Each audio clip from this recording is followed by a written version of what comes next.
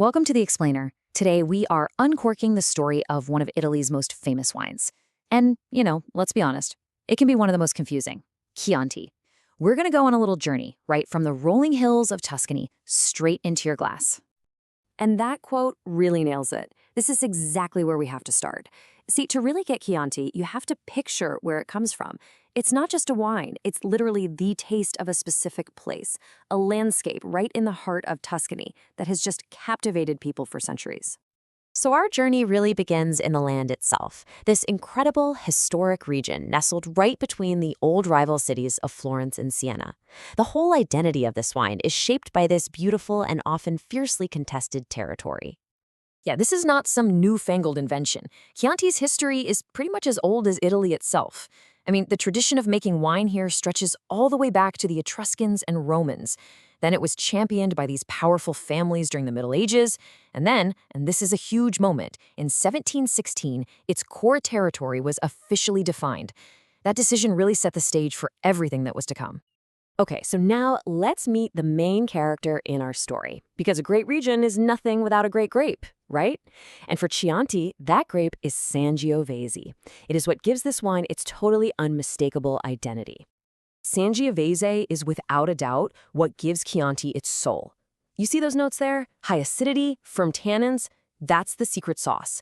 That's the reason it's so distinctive, and it's exactly why it pairs so brilliantly with food. So just how dominant is this grape? Well, for Chianti Classico, that's the historic heartland of the region, the law says the wine has to be made from at least 80% Sangiovese. It is the undisputed star of the show, no question about it. So when you actually taste a Chianti, what are you looking for? Well, these are the classic signs. In the aroma, you're often going to get bright red fruits, think cherry, plum, maybe a little floral hint of violet. And then when you taste it, that vibrant acidity and that firm tannic structure, they just give it life. And you might get these spicy notes like black pepper. It's a profile that all comes back to this one single grape. But look, a great grape is really only half the story. To protect its reputation, which was hard-won by the way, and to make sure there's quality in every single bottle, crafting Chianti requires this careful blend of ancient tradition and really rigorous modern standards. So by the early 20th century, Chianti's popularity was kind of both a blessing and a curse. You had all these cheap imitations flooding the market, so in 1924, a group of producers got together and formed a consortium. Their whole goal? To safeguard the wine's quality and its authenticity. And their mission is basically threefold. First, they act as ambassadors, promoting the wine all over the world. Second, they enforce super strict rules that govern everything from which grapes you can grow to how the wine is aged.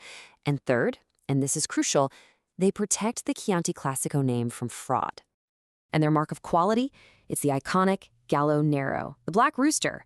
This isn't just some logo they cooked up. It comes from this fantastic medieval legend. The story goes that Florence and Siena decided to finally settle a border dispute with a horse race. A knight from each city would take off at the first rooster's crow. Well, the Florentines, they chose a black rooster and kept it in the dark and hungry, so it crowed way before dawn. Their knight got this massive head start, claimed most of the territory for Florence, and the black rooster became a symbol of their victory. So what does this whole legendary seal mean for you today in a wine shop? Well, when you see that black rooster on the neck or the back of a bottle, it is your guarantee of authenticity. It's a direct message saying the wine inside has been made according to the crazy high standards of the Chianti Classico Consorzio. It's your sign that you're getting the real deal. All right, now for maybe the most practical part of our journey, decoding the label. This is what's going to give you the confidence to walk into any wine shop and pick out the perfect bottle without any guesswork. So here's the crucial thing to remember. Within Chianti Classico, there are three main tiers, and they're mostly distinguished by how long they've been aged. Annata is your fresh, classic style, aged for 12 months. Then you step up to Reserva. With 24 months of aging, you're getting more complexity, smoother tannins, and right at the top, you've got Gran Selezione, aged for 30 months and made from the estate's absolute best grapes. That's where you find real elegance and incredible aging potential. It's also super important to understand the difference between just Chianti and Chianti Classico. Think of Classico as the original historic heart of the region. It's got stricter rules like that 80% minimum for Sangiovese. The broader Chianti DOCG covers a much larger area and has slightly more relaxed rules. So what's the key takeaway here? Just remember this simple rule of thumb. All Chianti Classico is Chianti, but not all Chianti is Classico.